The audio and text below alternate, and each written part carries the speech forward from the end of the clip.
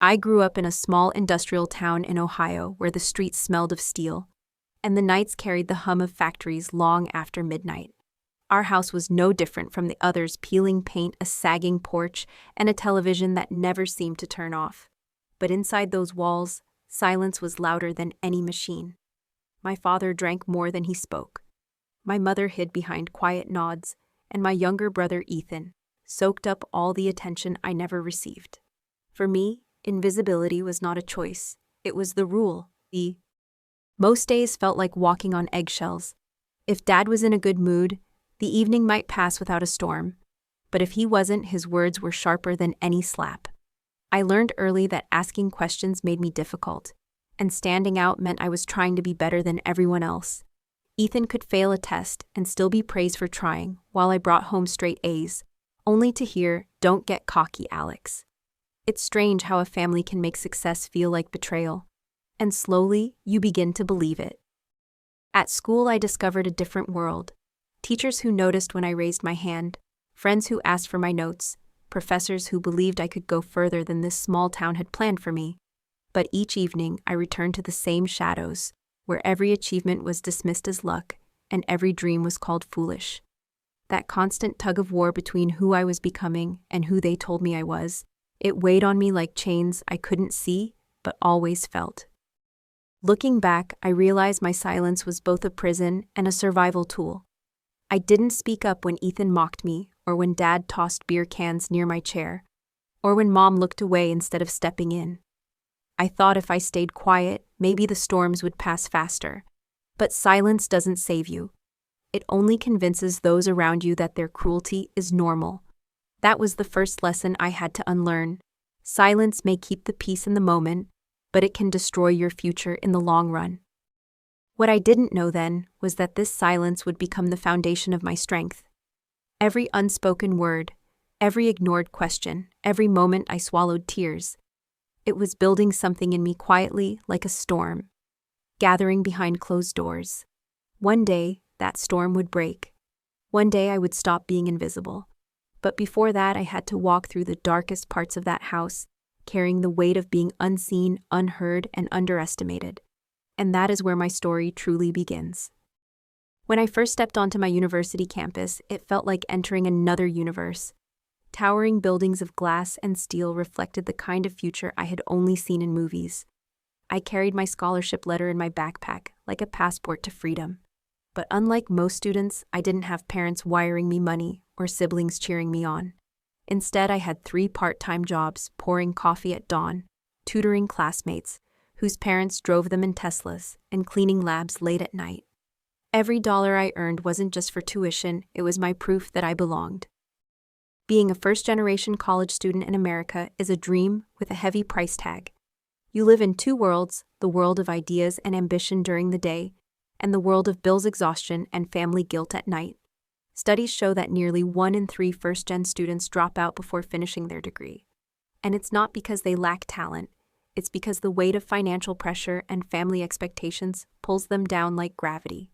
For me, every textbook was a victory, every exam a lifeline, every small step a rebellion against that pull. Back home, the contrast was impossible to ignore. My brother Ethan had already dropped out of high school and drifted into trouble, but my parents called him the baby of the family and sheltered him from consequences.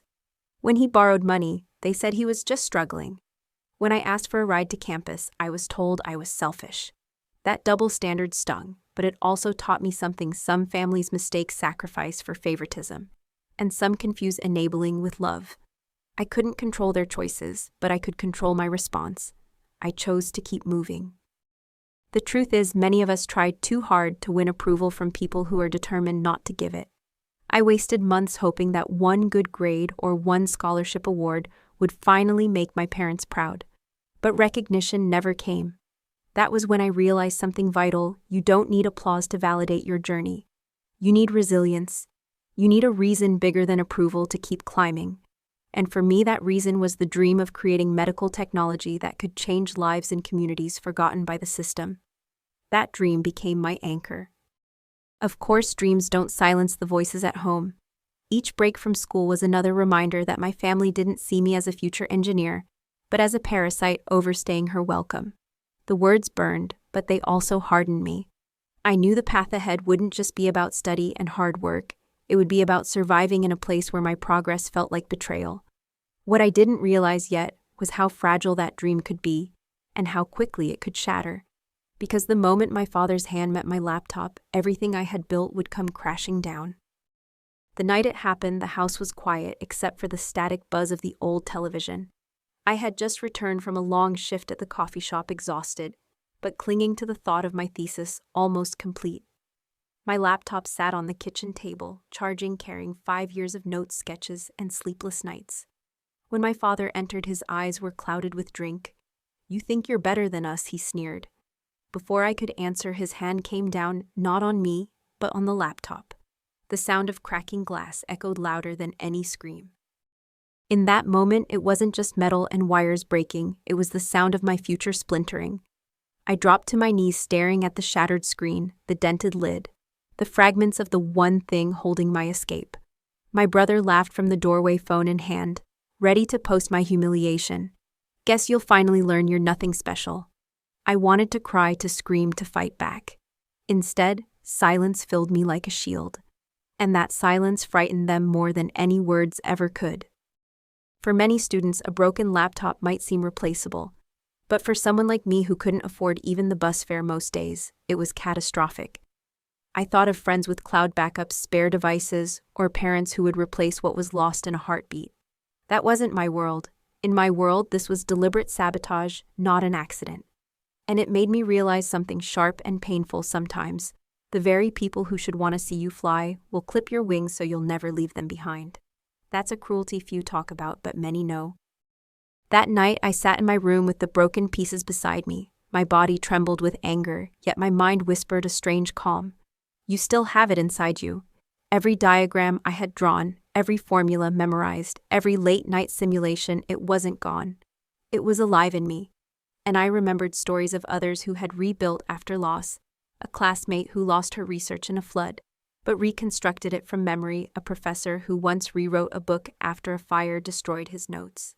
Their survival gave me hope, perhaps mine could too. The lesson that night was harsh, but clear. Tools can be taken, but knowledge cannot. My family thought destroying my laptop meant destroying me, but they underestimated the resilience forged in silence.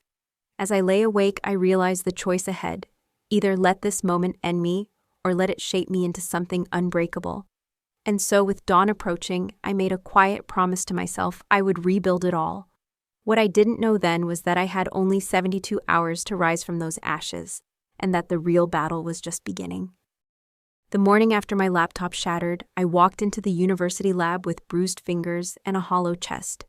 My professor looked at me with worry, noticing the swelling on my temple, but I shook my head.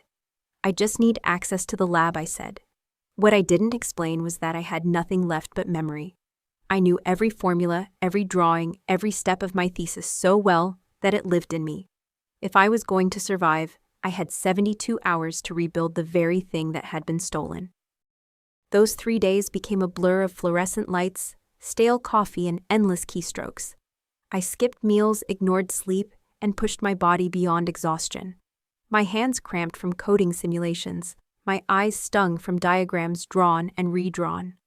Once a classmate stopped by to drop off food, whispering, "You're stronger than you think." Another time, my professor quietly left a blanket on the chair beside me. These small kindnesses mattered. They reminded me that while my family tried to break me, there were still people who believed in the possibility of my rise. It's in moments of collapse that the concept of grit comes alive. Psychologist Angela Duckworth defines grit as passion and perseverance for long-term goals. That definition became my oxygen. I thought of athletes training with torn muscles, immigrants rebuilding from nothing, inventors starting again after failure. History is filled with those who remade their dreams after losing everything. My 3 days in the lab were not unique. They were part of a larger truth. Resilience isn't glamorous, it's gritty, messy, and often invisible. But without it, no dream survives the fire of setbacks. On the second night, I nearly gave up. My code failed, my simulation crashed, and tears blurred the screen. But then I remembered the sound of my father's voice, calling me a parasite. anger and hope mixed, fueling me like a second heartbeat. I didn't want revenge, not then. What I wanted was proof that no one, not even my own blood, could decide my worth. So I stood, stretched my aching body, and went back to work. Sometimes survival means choosing to keep typing when every cell in you screams to stop. By the third day, I had done it, not perfectly, not fully polished, but alive and breathing enough to submit. My body gave out and I slept under the desk for hours, but my spirit felt taller than it ever had. That thesis wasn't just a paper, it was my rebirth proof. That broken doesn't mean beaten. The next step was the presentation, a stage where my voice would matter more than any wound. And as I prepared to face it, I realized the real transformation was only just beginning. The day of my thesis defense arrived like a storm I had been waiting for all my life. Students dressed in tailored suits and polished shoes filled the hall, their parents whispering encouragement from the back rows. I walked in, wearing a black sweater with frayed sleeves and scuffed shoes, my exhaustion stitched into every thread. My heart raced, my voice cracked as I introduced myself. Yet the moment I clicked the first slide, something shifted. This wasn't just data on a screen. It was the story of every sleepless night, every bruise, and every moment I refused to quit. I spoke not like someone who memorized lines, but like someone who had lived inside the project. I explained the scarcity of medical technology in rural areas, where children with spinal injuries had no access to prosthetics. My words carried images: a thin girl in a hospital gown standing upright for the first time with a brace we designed. Suddenly the room grew silent, not out of boredom, but out of weight. Pain had transformed into vision, and vision into power. For the first time, my voice didn't tremble, it soared. What I learned that day is simple, yet profound: authenticity is more persuasive than perfection. In a world where presentations often glitter with flawless animations and polished scripts, people don't just want facts, they want truth. I didn't have the fanciest graphics or rehearsed delivery, but I had conviction carved out of struggle. And conviction, I realized, is contagious. Think of Martin Luther King Jr., whose speeches moved nations not because they were flawless, but because they were real. That same principle on a smaller stage carried me forward. When the applause erupted, it felt like a wave washing away years of doubt. Professors shook my hand. Industry experts nodded with respect. My name was called for the Dean's Honor Thesis Award, and for a moment I forgot every insult hurled at me at home. I thought of all the times I had been told to stay small, and I smiled. Because that day I wasn't small. I wasn't invisible. I was undeniable. The pain I carried into that room became the fire that lit my words, and for once it warmed me instead of burning me. But success is never the end of the story, it's only a turning point. As the applause faded and the lights dimmed, reality returned. I still had to go home, still had to face the people who tried to break me, still had to stand in the kitchen where my dreams were once shattered. The stage had given me strength, but the real confrontation was waiting in the place I feared most, under my own roof. And that was a stage with no applause, only truth. When I finally returned home after the thesis defense, the house looked the same, but I was not. My father sat in his recliner, beer in hand, while Ethan slouched at the table scrolling on his phone. They didn't ask about my defense. They didn't ask if I'd passed. Instead, my father smirked, still breathing our air, still eating our food. His words, once heavy like chains, now sounded hollow. I set down an envelope on the table. Inside was a check, 2 years of back rent, utilities included. For the first time, I wasn't asking. I was declaring independence. My father opened it confused, as if the numbers on the page were written in another language. Ethan scoffed. My mother peeked from the hallway, silent as ever, her eyes flickering with something between shame and denial. Now I said softly, "You'll never say I owe you anything again." That sentence, though. Calm shook the room. I realized then how families built on control crumble when faced with accountability. It's not the money, it's the symbolism. To repay every cent meant they could no longer weaponize survival against me. The chains they held had finally snapped. In toxic families, money often becomes a leash. Some parents remind their children of every meal, every bill, every ride, as though love is measured in receipts. I've since learned that this isn't just my story. Countless first-generation students in America hear the same refrain. We gave you everything and you gave us nothing. But here's the truth. Real love doesn't demand repayment. Real love celebrates independence, not punishes it. By giving back that check, I wasn't rejecting family. I was rejecting manipulation disguised as sacrifice. And that distinction changed everything. Of course, confrontation rarely ends with applause. My father turned red, muttering that I was ungrateful. Ethan slammed his phone down, demanding why I got everything while he had nothing. But I no longer absorbed their anger. I saw it for what it was: fear. Fear that my success proved their excuses wrong. Fear that my escape meant their cage was real. And that's a powerful lesson. Sometimes anger directed at you has nothing to do with you at all. It's just a mirror reflecting someone else's regrets. Once you realize that, their words lose their sting. I left that night with nothing but a coat and my resolve. I knew the story wasn't finished. People like my family don't let go easily. They'd find ways to pull me back, to guilt me, to claim emergencies as reasons for return. But I also knew I had crossed a line that couldn't be erased. I had paid my debts, broken their chains, and stepped into freedom.